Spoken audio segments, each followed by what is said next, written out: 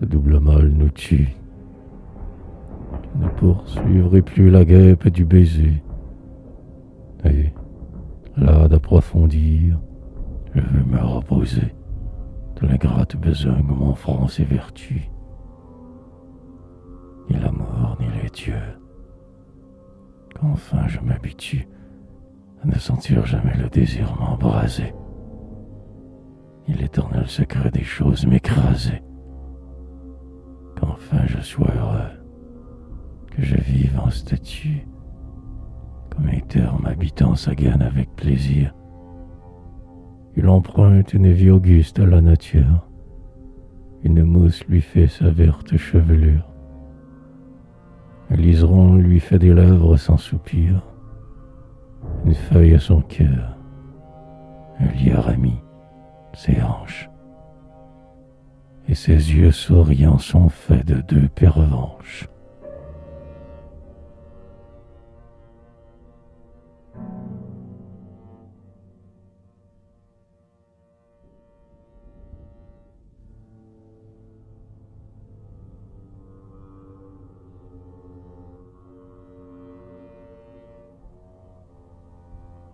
Sieste. Je passerai l'été dans l'herbe, sur le dos, la nuque dans les mains, les paupières mi-closes, sans mêler un soupir à la laine des roses, et troubler le sommeil léger des clairs échos. Sans peur, je livrerai mon sang, ma chair, mes os, mon être, au cours de l'heure et des métamorphoses, calme et laissant la foule innombrable des causes, dont l'ordre universel assurait mon repos. Sous le pavillon d'or que le soleil déploie, mes yeux boiront l'éther, dont l'immuable joie filtrera dans mon âme au travers de mes cils. Et je dirai, songeant aux hommes, que font-ils? Et le ressouvenir des amours et des haines me bercera, pareil au bruit des mers lointaines.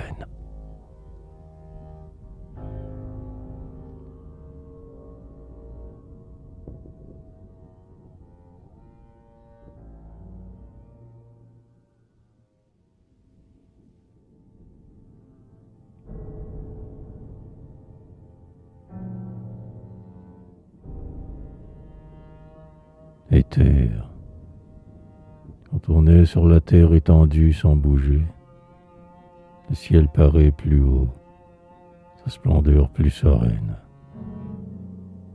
On aime à voir, au gré d'une insensible haleine, dans l'air sublime fuir un nuage léger. Il est tout ce qu'on veut, la neige d'un verger, un archange qui plane, une écharpe qui traîne, ou le lait bouillonnant d'une coupe trop pleine. On le voit différent sans l'avoir vu changer. Puis un vague lambeau lentement s'en détache, s'efface, puis un autre, et l'azur lui s'entache, plus vif, comme l'acier qu'un souffle avait terni. Tel change incessamment mon être avec mon âge. Je ne suis qu'un soupir animant un nuage, et je vais disparaître, et pars dans l'infini.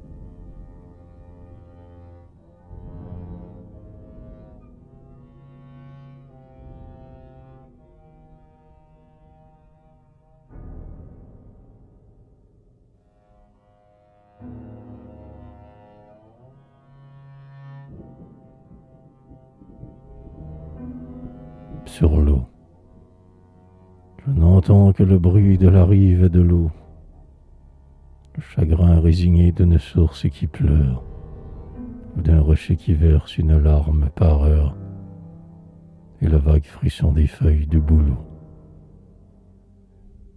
Je ne sens pas le fleuve entraîner le bateau, mais c'est le bord fleuri qui passe, et je demeure, et dans le flot profond que de mes yeux j'effleure, le ciel bleu renversé tremble comme un rideau.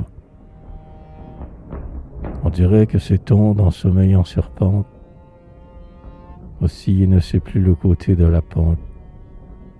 Une fleur qu'on y pose hésite à le choisir. Et, comme cette fleur, tout ce que l'homme envie peut se venir poser sur le flot de ma vie, sans désormais m'apprendre où penche mon désir.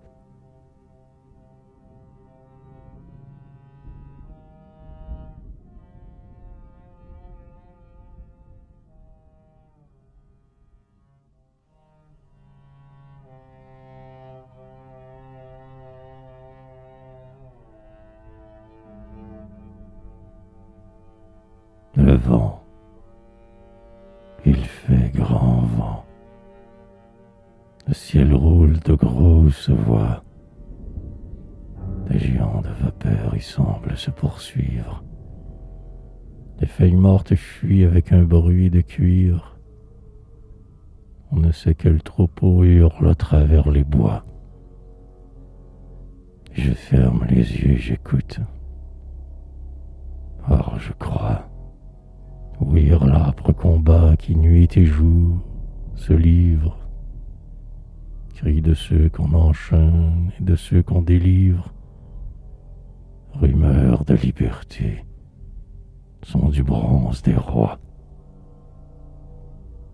Mais je laisse aujourd'hui le grand vent de l'histoire secouer les chevaux confus de ma mémoire, sans qu'il éveille en moi des regrets ni des vœux,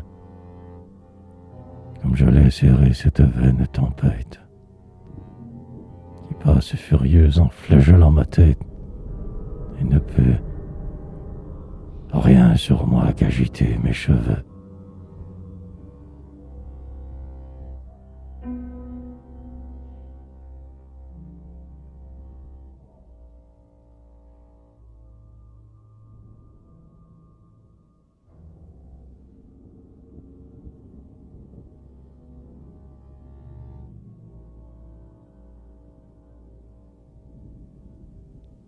J'ai salué le jour dès avant mon réveil.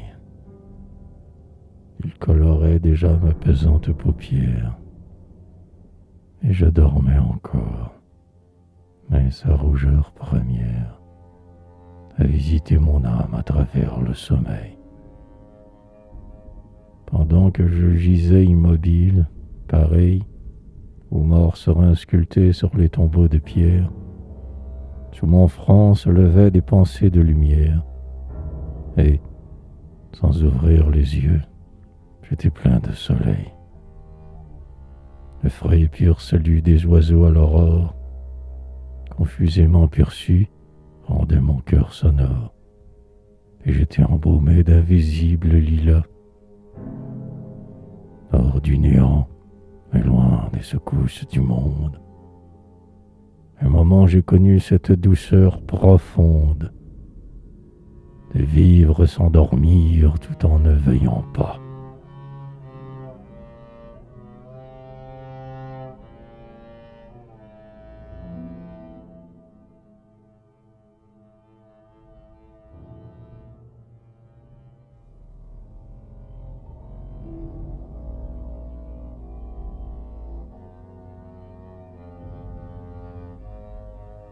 Je veux de songe en songe avec toi fuir sans trêve le sol avare et froid de la réalité. Le rêve offre toujours une hospitalité sereine et merveilleuse à l'âme qu'elle soulève. Et, tu l'as dit, ce monde, après tout, n'est qu'un rêve. Fantôme insaisissable qui est la méditer. Apparence cruelle et sans solidité, où l'idéal s'ébauche et jamais ne s'achève. Chaque sens fait un rêve, harmonie et parfum, saveur, couleur, beauté, toute forme en est un. L'homme à ses spectres vains prête un corps qu'il invente, sais rien de la cause émouvante. C'est moi-même ébloui que je ne mets le ciel. Et je ne sens pas bien ce que j'ai de réel.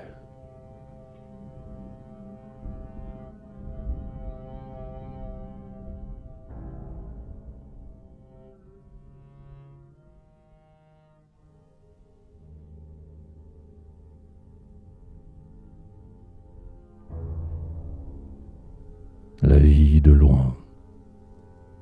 Ceux qui ne sont pas nés, les peuples de demain, entendent vaguement, comme de sourds murmures, de grands coups de marteau et les grands chocs d'armure, et tous les battements des pieds sur le chemin.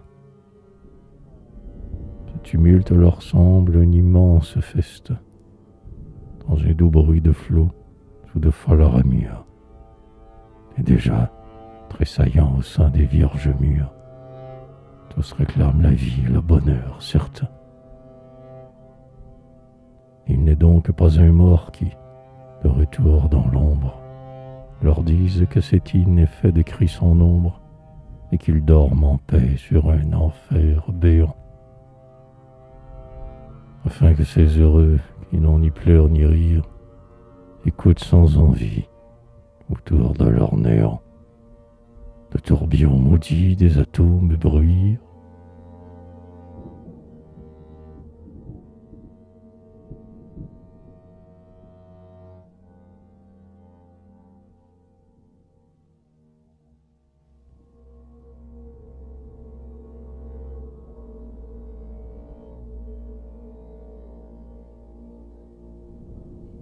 Les ailes, grand ciel, tu me témoins que j'étais tout enfant, quand par témérité j'ai demandé des ailes. Convoitant de si bas les voûtes éternelles, mes vœux n'altéraient pas ton calme triomphant. Je me sentais mourir dans un air étouffant. Ciel pur, j'aspirais à des saisons nouvelles. Et c'est ta faute aussi, puisque tu nous appelles par ton sublime azur, par l'oiseau qui le fend. Maintenant qu'épuisé, vaincu, je te proclame, trop vaste pour tenir tout entier dans mon âme. Pourquoi te venges-tu d'impuissantes amours?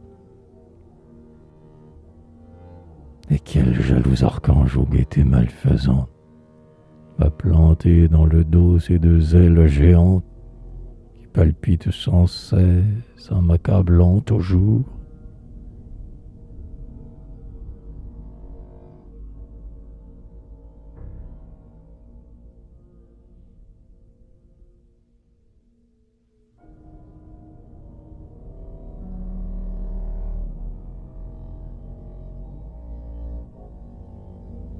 Dernières vacances. Heureux l'enfant qui meurt dans sa 7e année, avant l'âge où le cœur doit saigner pour jouir, qui meurt de défaillance en regardant bleuir sous les orangers d'or la Méditerranée. On ne tient plus son âme aux leçons enchaînées, et, libre de s'éteindre, il croit s'épanouir. Plus de maître, c'est lui qui se fait obéir, et sa mère est pour lui comme une sœur aînée. Par sa faiblesse même, il fait céder l'effort.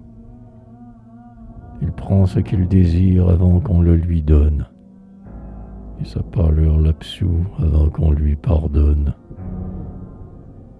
Indocile et choyé, paresseux sans remords, c'est en suivant des yeux la fuite d'un navire qu'un soir, pendant qu'il rêve un voyage, il expire.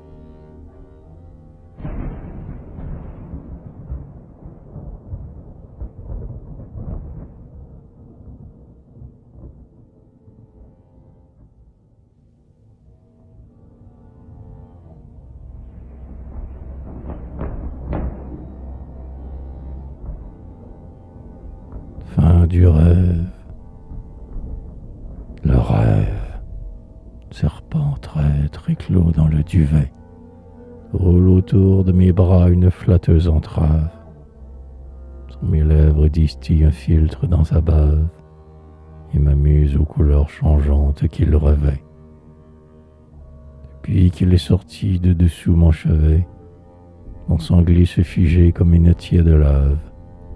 Ses nœuds me font captif et ses regards esclaves, et je vis comme si quelque autre en moi vivait. Ah, bientôt j'ai connu le mal de sa caresse. Vainement je me tords sous son poids qui m'oppresse. Je retombe et ne peux me défaire de lui. Sa dent cherche mon cœur, le retourne et le ronge. Et, tout embarrassé dans des lambeaux de songe, je meurs. Ô monstre lourd, qui donc es-tu? L'ennui.